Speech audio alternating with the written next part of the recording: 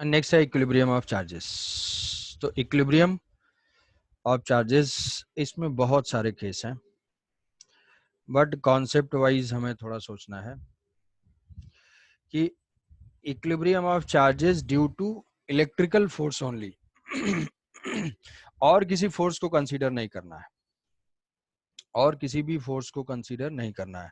और कौन कौन सा फोर्स हो सकता है कि स्ट्रिंग से कनेक्टेड कोई पार्टिकल हो या ग्रेविटेशनल फोर्स हो, तो वो सारे फोर्सेस हमें नहीं कंसीडर करने हैं। यहाँ पे हमें इक्विलिब्रियम के बारे में सोचना है due to the electrical force only, electrostatic force, coulombic force के वजह से ही इक्विलिब्रियम हम मेंटेन कर पाएंगे या नहीं। तो इक्विलिब्रियम का मतलब होता है नेट फोर्स जीरो, ना कि वेलोसिटी जीरो। इक्विलिब्रियम का मतलब होता है कि उसके ऊपर नेट फोर्स जीरो हो। नेट फोर्स जीरो, फोर्स एक वेक्टर क्वांटिटी है, तो जितने भी फोर्सेज ऐड कर रहे होंगे उनका वेक्टर सम जीरो होना चाहिए। तो पहले हम डिफरेंट डिफरेंट टाइप के सिस्टम लेंगे। 2 पॉइंट चार्ज सिस्टम। तो क्या 2 पॉइंट चार्ज अगर सिस्टम होगा तो वो इलेक्ट्रिकल फोर्स की वजह से इक्विलिब्रियम में रह सकता है कभी भी? तो अगर थोड़ा सा सोचोगे, क्योंकि ऑनलाइन मोड में ज़्यादा रिएक्शन टाइम नहीं होता है, तो वो रिएक्शन टाइम तुम खुद से बनाओगे कि अगर हम 2 पॉइंट चार्जेस को कंसीडर करते हैं केवल, तो क्या हम इक्विलिब्रियम मेंटेन कर पाएंगे? तो अगर देखेंगे कि ये कोई 2 पॉइंट चार्जेस हैं और ये 2 पॉइंट चार्जेस में इलेक्ट्रिकल फोर्स एक्ट कर रहा है, ये इसको रिपेल कर रहा होगा। अगर लाइक चार्जेस ले लेते हैं, ये भी उसको ही रिपेल कर रहा होगा, मैग्नीट्यूड दोनों का सेम होगा। तो यहाँ पे अगर हम equilibrium of this charge consider करेंगे, तो क्या केवल इलेक्ट्रिकल फोर्स की वजह से इसका इक्विलिब्रियम पॉसिबल है? तो नहीं है। क्यों? क्योंकि केवल एक ही वेक्टर एक्ट कर रहा है और एक वेक्टर का रिजल्टेंट है, तो कुछ ना कुछ होगा ही। इसके ऊपर रिजल्टेंट इधर होगा, रिपेल करेगा। इसको नेट फोर्स जीरो होने के लिए अपोजिट डायरेक्शन में कोई ना कोई वेक्टर और होना चाहिए था। अगर वो होता तो कैंसिल हो जाता। तो 2 पॉइंट चार्जेस के केस में केवल एक ही फोर्स ऑफ इंटरेक्शन होगा जिसका रिजल्टेंट जीरो नहीं होगा, इसलिए इक्विलिब्रियम जो है पॉसिबल नहीं हो पाएगा 2 पॉइंट चार्जेस के लिए। अब हम लेते हैं कि 2 पॉइंट चार्जेस के लिए पॉसिबल नहीं है due to electrical force only. क्या और मेथड है जिसे हम कर सकते हैं? हो सकता है।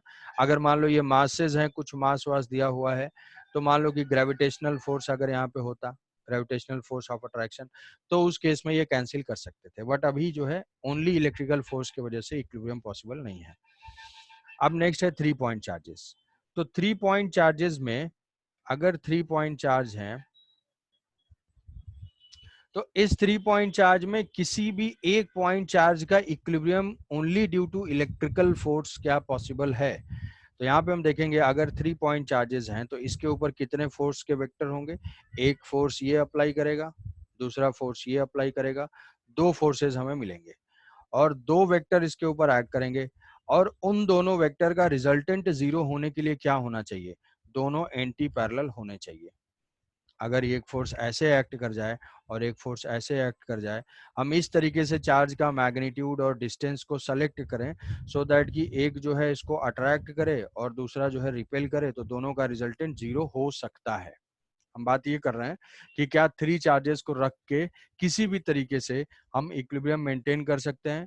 तो सीधे सीधे सोचेंगे कि अगर 3 चार्ज हैं तो किसी भी एक चार्ज के ऊपर दो फोर्स के वेक्टर आएंगे और दो वेक्टर एक दूसरे को कैंसिल कर सकते हैं अगर वो एक दूसरे के एंटी पैरेलल हों।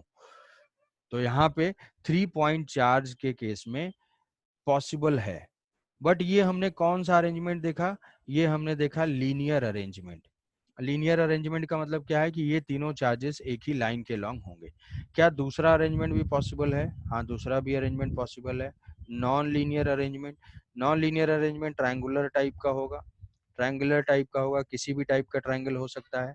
तो अगर नॉन लीनियर अरेंजमेंट होगा तो उसमें हम देखेंगे कि एक फोर्स का वेक्टर कुछ इस तरीके से आएगा और एक फोर्स का वेक्टर इस तरीके से आएगा या किसी भी डायरेक्शन में आएगा। तो यहाँ पे दो वेक्टर अगर नॉन लीनियर होंगे तो किसी न किसी एंगल पे जरूर होंगे। अगर दो वेक्टर किसी एंगल पे हैं तो उनका रिजल्टेंट जीरो होने का कोई चांस ही नहीं है। तो अगर नॉन लीनियर अरेंजमेंट हमारे लिए इक्विलिब्रियम पॉसिबल नहीं हो पाएगा, क्योंकि एक प्लेन में दो वेक्टर तभी रिजल्टेंट जीरो देंगे जब वो एक दूसरे के एंटी पैरेलल होंगे। तो इसलिए हमारा नॉन लीनियर टाइप का जो सिस्टम होगा वहां पे इक्विलिब्रियम पॉसिबल नहीं है, लीनियर में पॉसिबल है। तो सारा कुछ हम कैलकुलेट करेंगे कब पॉसिबल है, कितना चाहिए चार्ज, कितना चाहिए डिस्टेंस, बट अभी हम केवल पॉसिबिलिटी के लिए देख रहे हैं। तो 3 पॉइंट चार्ज में लीनियर अरेंजमेंट जो है वो उसमें इक्विलिब्रियम पॉसिबल है। अब उसके बाद 3 पॉइंट चार्ज के बाद फिर से हम जाते हैं, मूव करते हैं, एक और चार्ज बढ़ा देते हैं, 4 पॉइंट चार्ज देखते हैं। तो यहाँ पे ये लिखा हुआ है कि equilibrium not possible, triangle type का है। अब 4 पॉइंट चार्जेस के लिए सोचो, 3 तो ठीक है, 3 के बाद 4, तो 4 टाइप का जो है, क्या 4 टाइप 4 पॉइंट चार्जेस के लिए पॉसिबल है? तो यहाँ से 4 पॉइंट चार्जेस अगर ले लोगे, तो अगर उसमें भी लीनियर और नॉन लीनियर होगा, तो लीनियर और नॉन लीनियर होगा, तो ये 3 वेक्टर है, 3 वेक्टर एक ही लाइन के लॉन्ग एक्ट करके किसी भी तरीके से हम कैंसिल करा सकते हैं। तो यहाँ पे इनका 4 पॉइंट चार्ज का लीनियर तो पॉसिबल है ही। मतलब लीनियर अरेंजमेंट को अगर स्टेबल होना है, इक्विलिब्रियम रखना है, तो ट्रायंगुलर भी पॉसिबल हो जाएगा और लीनियर भी पॉसिबल होगा। और नॉन लीनियर अगर देखते हैं, तो नॉन लीनियर में क्या होगा? नॉन लीनियर में 4 पॉइंट चार्जेस होंगे। तो मान लिया कि ऐसा कोई 4 पॉइंट चार्जेस हैं, ये 4 पॉइंट चार्जेस हैं, तो यहाँ से ये फोर्स अप्लाई कर रहा है, ये फोर्स अप्लाई कर रहा है, ये फोर्स अप्लाई कर रहा है।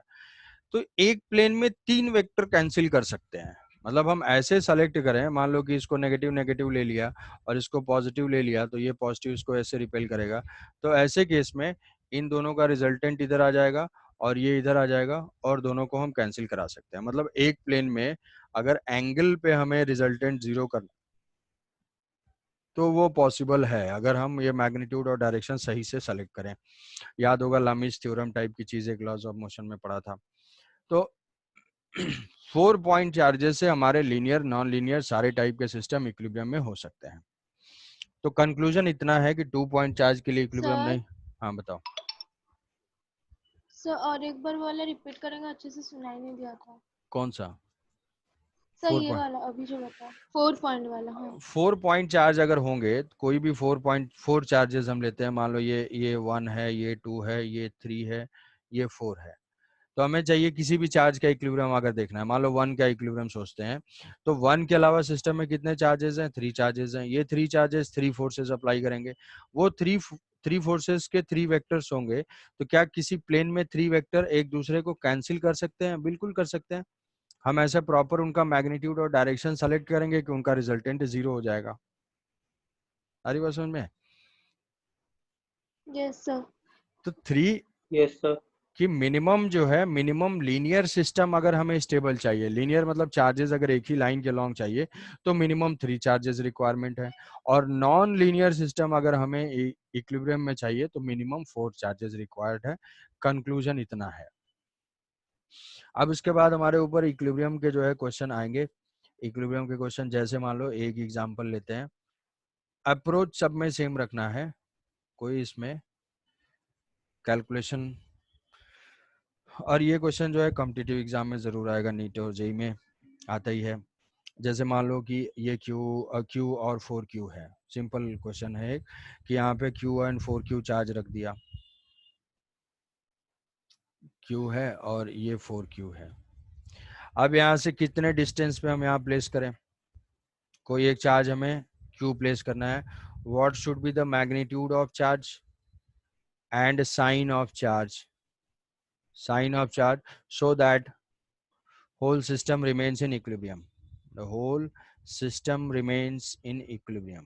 पूरा सिस्टम मतलब ये चार्ज भी इक्विलिब्रियम में हो, ये चार्ज भी इक्विलिब्रियम में हो, ये चार्ज भी इक्विलिब्रियम, मतलब हमें टच करने की कोई जरूरत ना हो। एक ग्राउंड पे तीनों चार्ज को रख दिया जाए और वो आपस में इक्विलिब्रियम में रहे, ऐसा हमें चाहिए। तो मिनिमम 3 चार्ज चाहिए। अभी मान लिया 2 चार्ज रखा और 2 चार्ज में एक ये अननोन चार्ज Q हमें प्लेस करना है, उसका मैग्नीट्यूड और साइन हमें कैलकुलेट करना है।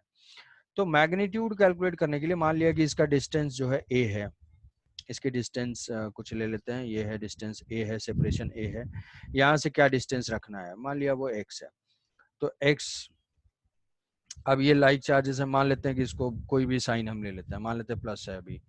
तो प्लस है तो इसके ऊपर ये जिस डायरेक्शन में फोर्स अप्लाई करेगा, उसी डायरेक्शन में ये भी फोर्स अप्लाई करेगा। तो ये मान लिया ये 1 है तो इसका फोर्स का वेक्टर F1 है, ये 2 है तो इसका फोर्स का वेक्टर F2 है। तो F1 का मैग्नीट्यूड क्या हो जाएगा, K Q Q by X square. F2 का मैग्नीट्यूड क्या होगा, 4Q वाला 2 है तो ये हो जाएगा K Q into 4Q divided by A minus X का होल स्क्वायर। दोनों कैंसिल आउट कर रहे हैं, डायरेक्शन तो अपोजिट है ही, इनका जो डायरेक्शन अपोजिट है, मैग्नीट्यूड इक्वेट कर देंगे तो ये जीरो हो जाएंगे। तो F1 is equal to F2, F1 is equal to F2 करेंगे तो ये समझ में आ जाएगा कि यहाँ से ये के क्यू क्यू और के क्यू क्यू कैंसिल आउट हो जाएगा। ये हो जाएगा 1 divided by X square is equal to 4 divided by A minus X का होल स्क्वायर। तो यहाँ से आएगा ए माइनस एक्स का whole square, A minus X by X का whole square is equal to 4। तो रूट लेंगे तो ये हो जाएगा, स्क्वायर रूट लेंगे तो ये हो जाएगा 2। तो यहाँ से सॉल्व करेंगे A minus X is equal to 2x, तो x की वैल्यू आ जाएगी a/3, मतलब एक चार्ज हम प्लेस करेंगे a/3। ठीक है, तो हमने इस चार्ज के ऊपर फोर्स को बैलेंस करके डिस्टेंस फाइंड कर दिया कि किस डिस्टेंस पे हम रखेंगे। दूसरा है हमें कहाँ पे लोकेट किया, दूसरा है कि उसका मैग्नीट्यूड कितना होना चाहिए और उसका साइन कितना होना चाहिए। ये तीन चीजें हैं, डिस्टेंस, मैग्नीट्यूड और साइन भी चाहिए। अब मैग्नीट्यूड फाइंड करने के लिए किसी दूसरे चार्ज को देखते हैं, पूरा सिस्टम इक्विलिब्रियम में है तो अब इसका मैग्नीट्यूड कितना हो, ये 4Q इसको रिपेल कर रहा होगा, ये 4Q इसको रिपेल कर रहा होगा, तो 4Q का फोर्स हो जाएगा कितना, के क्यू क्यू। देखो इसको समझ लो, बस यही है स्टेप, सब में यही है, कोई भी क्वेश्चन हो कि हम इसको इस 1 को कंसीडर करते हैं, इस 1 पे कितना फोर्स ऐड कर रहा है, दो चार्जेस हैं, ये 4Q अप्लाई कर रहा है, 4Q किस डायरेक्शन में, रिपेल कर रहा है, क्यों, क्योंकि दोनों लाइक चार्जेस हैं। अब इस वेक्टर को देख के हमें ये समझ में आना चाहिए कि अगर Q का इक्विलिब्रियम मेंटेन करना है तो कैपिटल Q को इस डायरेक्शन में फोर्स अप्लाई करना पड़ेगा। मतलब क्या है कि अगर ये पॉजिटिव चार्ज है तो कैपिटल Q को क्या होना चाहिए, नेगेटिव चार्ज होना चाहिए, तो कैपिटल Q जो है वो नेगेटिव चार्ज होना चाहिए। तो नेगेटिव चार्ज होना चाहिए तो इसका हमने साइन देख लिया कि ये इसको कैंसिल करने के लिए यहाँ पे क्या होना चाहिए, नेगेटिव साइन होना चाहिए। कितना मैग्नीट्यूड होना चाहिए वो फोर्स इक्वेट करके समझ में आएगा। तो फोर्स कितना अप्लाई करेगा, तो ये के Q into capital Q divided by a/3 का होल स्क्वायर, ये दोनों इक्वेट कर देंगे, सॉल्व करेंगे तो ये हो जाएगा के क्यू कैंसिल आउट, के क्यू कैंसिल आउट हो जाएगा, ए स्क्वायर यहाँ से कैंसिल आउट होगा, ये आएगा 4Q is equal to 9Q। ये तो Q कैंसिल आउट हो गया, 9Q मतलब Q की वैल्यू आ जाएगी capital Q is equal to 4Q/9 और साइन क्या होगा इसका, माइनस होगा। तो ये हमारे चार्ज का मैग्नीट्यूड आ गया, साइन आ गया, and where it should be placed वो आ गई डिस्टेंस a/3। तो एक जनरल थंब रूल है कि अगर हम उस चार्ज के ऊपर अननोन चार्ज के ऊपर फोर्स बैलेंस करेंगे तो डिस्टेंस आ जाएगी, और नोन चार्ज के ऊपर फोर्स बैलेंस करेंगे तो मैग्नीट्यूड और साइन आ जाएगा।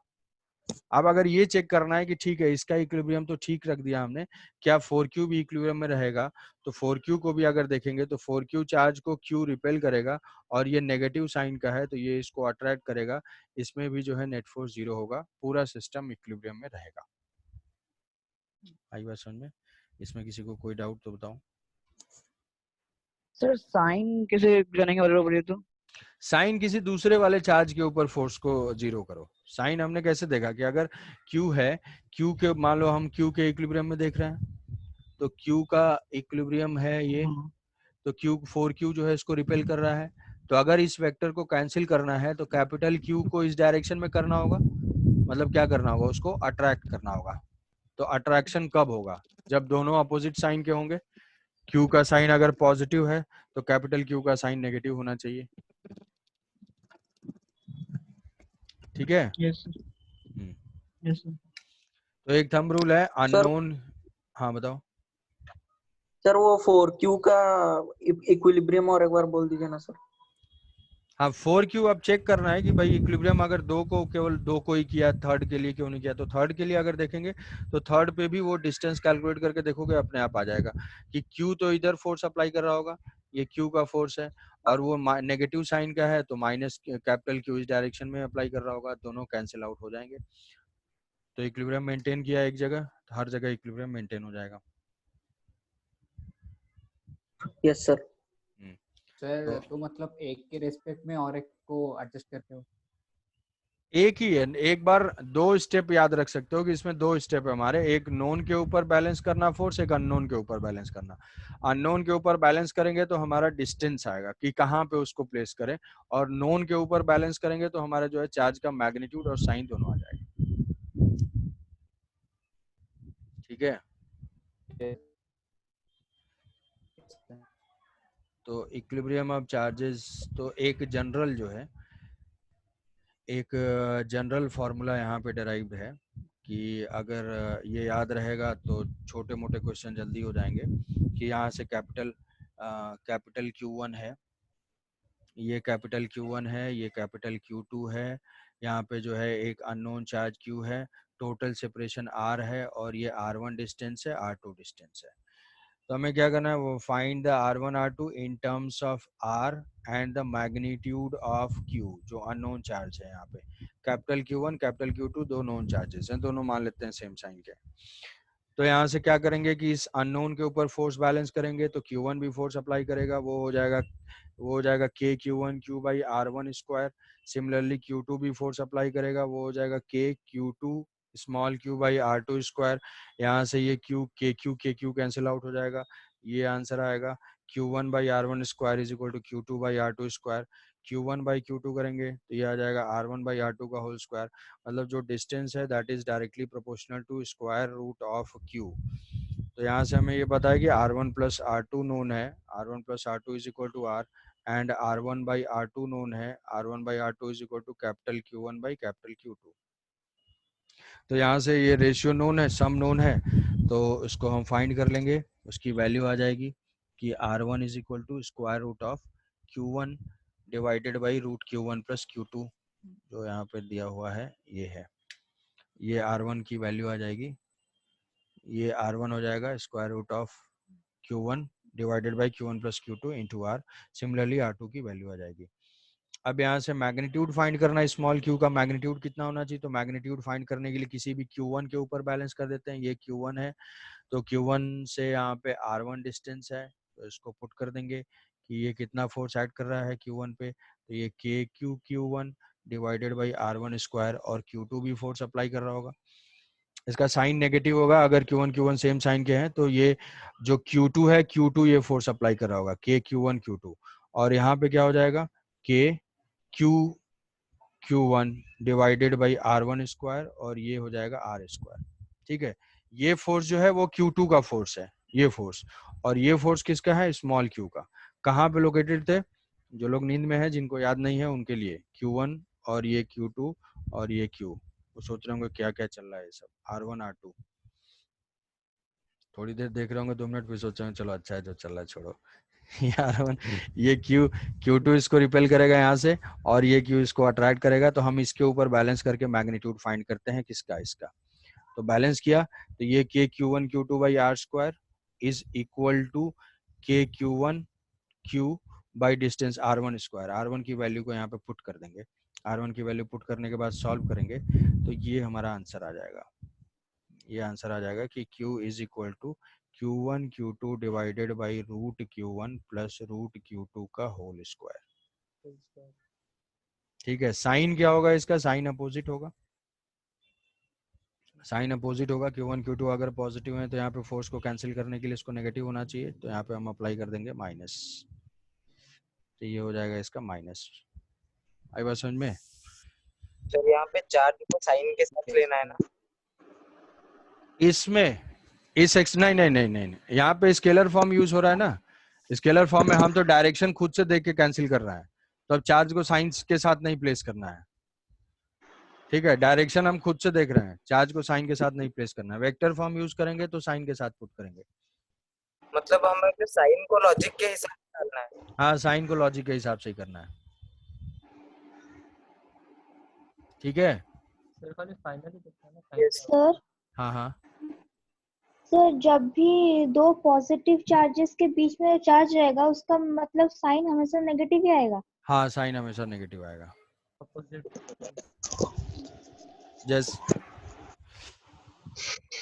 जैसे मान लो कि किसी को ऐसे सॉल्व करना है, एक और एग्जांपल बता देता हूँ, उसको फाइनल एंड तक सॉल्व करो। जैसे मान लो कि कोई बोला कि ऐसे Q और R डिस्टेंस है -9Q।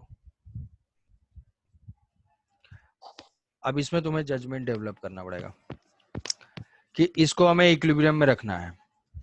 इक्विलिब्रियम रखना है, इक्विलिब्रियम में रखने के लिए चार्ज को कहाँ पे प्लेस करें। मान लो हम एक चार्ज यहाँ पे प्लेस करना चाहते हैं किसी डिस्टेंस x पे, तो चार्ज को कहाँ पे प्लेस करना चाहिए। तो ये अगर Q है, ये Q है, तो ये Q इसको अट्रैक्ट कर रहा होगा और ये इसको अट्रैक्ट कर रहा होगा।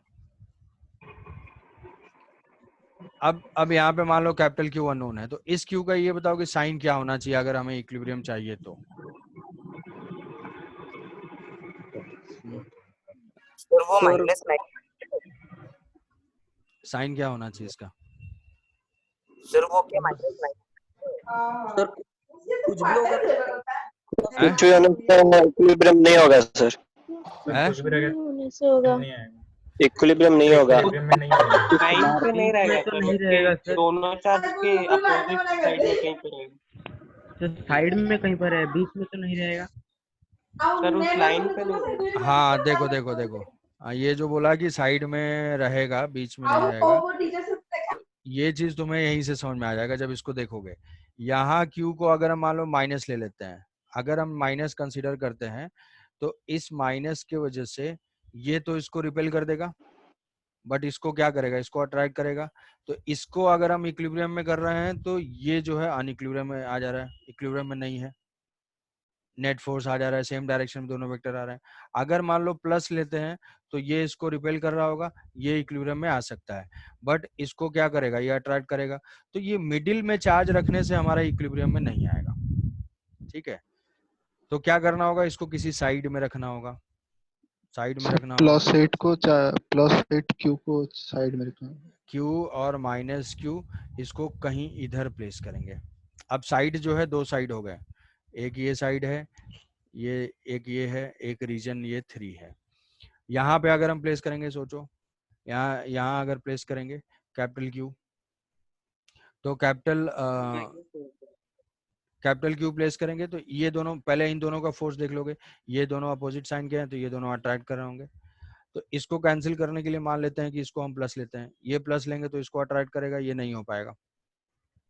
यहाँ पे अगर माइनस लेंगे, प्लस लेंगे तो इसको रिपेल कर रहा होगा, ये भी नहीं हो पाएगा। ठीक है, तो इस रीजन में भी पॉसिबिलिटी नहीं है। अगर मान लो माइनस लेते हैं तो माइनस लेने से इसको रिपेल करेगा और इसको अट्रैक्ट करेगा, तो पॉसिबिलिटी है यहाँ पे Q -9Q और यहाँ पे चार्ज, अगर हम माइनस रखेंगे तो ये दोनों तो आपस में अट्रैक्ट कर रहे हैं, ये दोनों अट्रैक्ट कर रहे हैं, ये प्लस और माइनस जो है अट्रैक्ट कर रहे होंगे, प्लस माइनस अट्रैक्ट कर रहे होंगे और ये माइनस माइनस रिपेल कर रहे होंगे। तो यहाँ पे दोनों ही कैंसिल करने के चांसेस हैं। आई बात समझ में कि यहाँ पे थोड़ा सा हमें फोर्सेस को डायरेक्शन के साथ देके चेक करना होगा कि अगर लाइक चार्जेस होंगे इस रीजन में क्या चांस है। अगर रीजन 3 में प्लेस करते हैं तो रीजन 3 में कौन सा चार्ज कौन से टाइप का रखना पड़ेगा, ये Q, ये 9Q,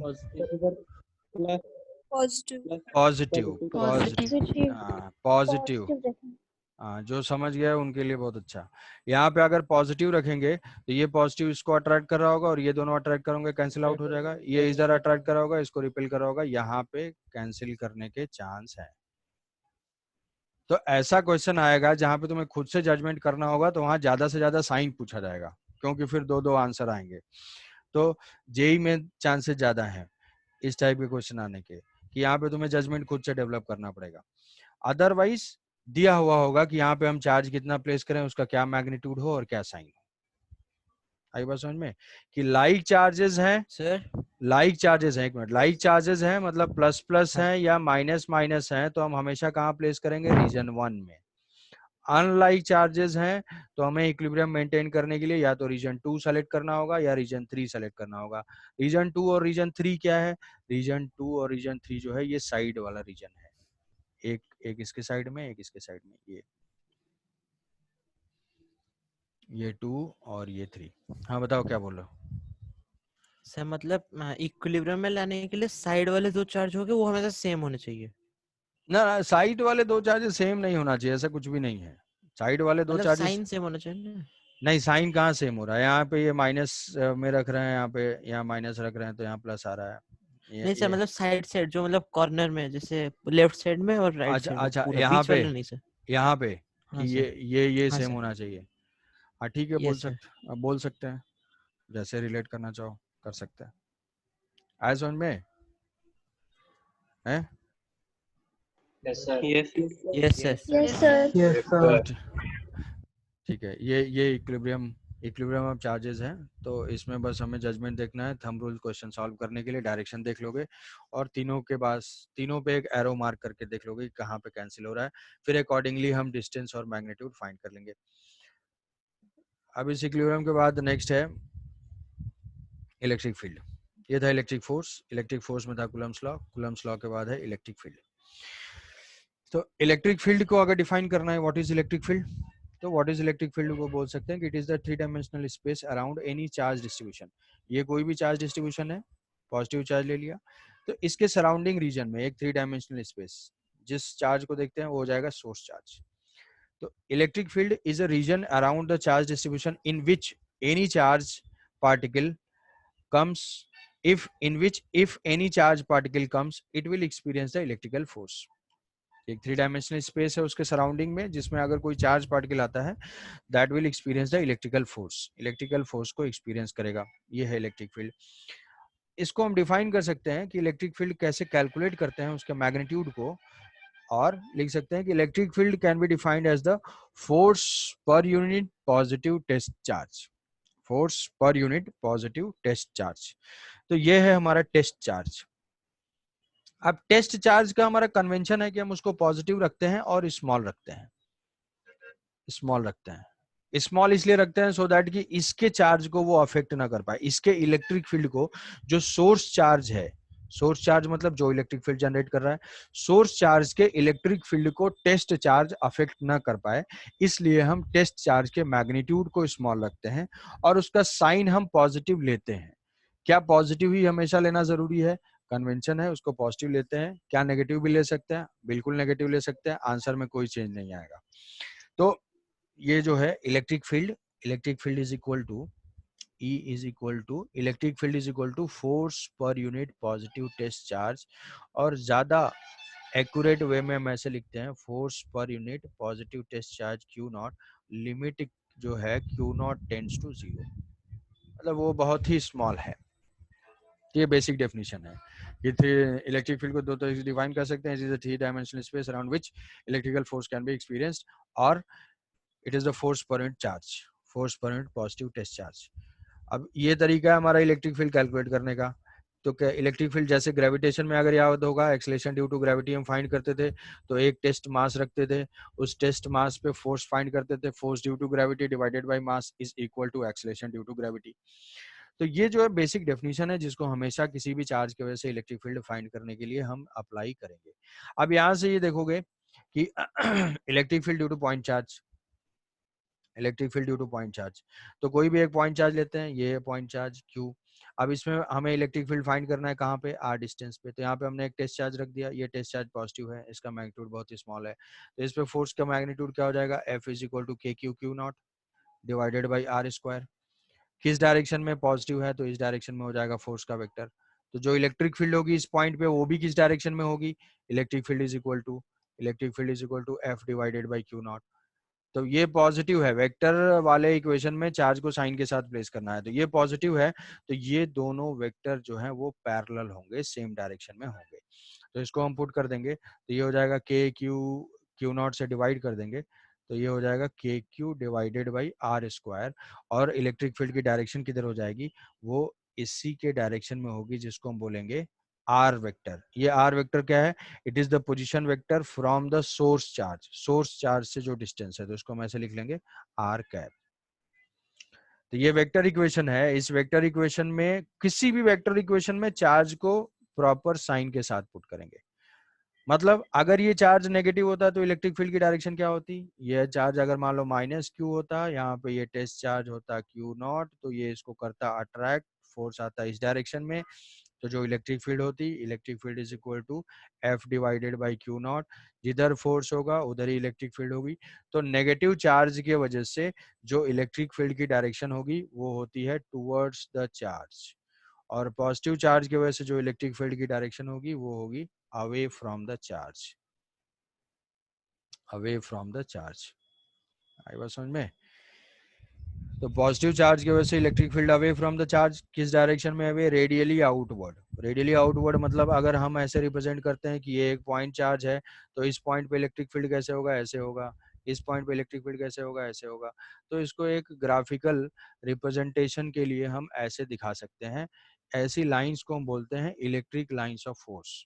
electric lines of force क्या है? जैसे स्ट्रीम लाइंस होती हैं, वैसे इलेक्ट्रिक लाइंस फोर्स एक विजुअल टूल है जिसको ड्रॉ किया हुआ है, तो कोई भी देख के समझ जाएगा कि यहाँ पे इलेक्ट्रिक फील्ड किस डायरेक्शन में है और कम है या ज्यादा है। Graph electric lines of force को देख के कोई भी मैग्नीट्यूड नहीं फाइंड कर पाएगा। मैग्नीट्यूड फाइंड करने के लिए हमें इक्वेशन चाहिए होगा। वो इक्वेशन क्या है? वो पॉइंट चार्ज की वजह से ये इक्वेशन है। तो ये इक्वेशन हो जाएगा K Q by R square. Electric field का इक्वेशन हो जाएगा, ये हो जाएगा K Q by R square R cap, और इसी को हम ऐसे लिख सकते हैं K Q by R Q R vector.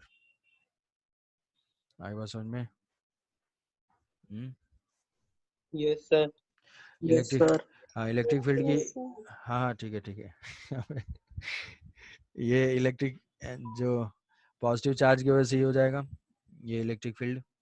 Electric field के बाद ये पॉजिटिव चार्ज है, इसको डिनोट किया गया कि अगर पॉजिटिव चार्ज से इलेक्ट्रिक फील्ड की डायरेक्शन अवे और नेगेटिव चार्ज की वजह से टुवर्ड्स, इसको हम ग्राफिकली रिप्रेजेंट करते हैं इलेक्ट्रिक लाइंस ऑफ फोर्स से। इलेक्ट्रिक लाइंस ऑफ फोर्स ज़्यादा डिटेल में जो है पढ़ेंगे। अब मान लो यहाँ पे इलेक्ट्रिक लाइंस ऑफ फोर्स, इसका हमें ग्राफ ड्रॉ करना है। ग्राफ भी आना चाहिए कि ई वर्सेस आर का ग्राफ क्या होता है due two point charge. Electric field का ई वर्सेस आर का ग्राफ, तो ये पॉइंट चार्ज है, इससे जो है रेडियल डिस्टेंस आर है, तो जो इलेक्ट्रिक फील्ड है that is directly proportional to 1/r square. तो अगर वाई एक्सिस पे हम ई लेंगे, ये आर डिस्टेंस लेंगे, चार्ज यहाँ पे लोकेटेड है, चार्ज मानते हैं यहाँ पे है, तो इलेक्ट्रिक फील्ड की वैल्यू क्या होगी? इस तरीके से होगी, डिक्रीजिंग होगी ऐसे। यहाँ पे इलेक्ट्रिक फील्ड जो है वो directly proportional to 1/r square. Electric field positive है। अगर वही इलेक्ट्रिक फील्ड की डायरेक्शन नेगेटिव होती, मतलब नेगेटिव चार्ज की वजह से हम डिनोट करते हैं, तो नेगेटिव चार्ज की वजह से क्या हो जाएगा? इस टाइप का हो जाएगा। जब चार्ज के बहुत ही क्लोज रहेंगे तो इलेक्ट्रिक फील्ड का मैग्नीट्यूड बहुत ही ज्यादा हो जाएगा, मतलब ऑलमोस्ट इनफाइनाइट हो जाएगा, और ये हो जाएगा ऐसे नेगेटिव। यहाँ पे नेगेटिव इलेक्ट्रिक फील्ड क्या बता रहा है?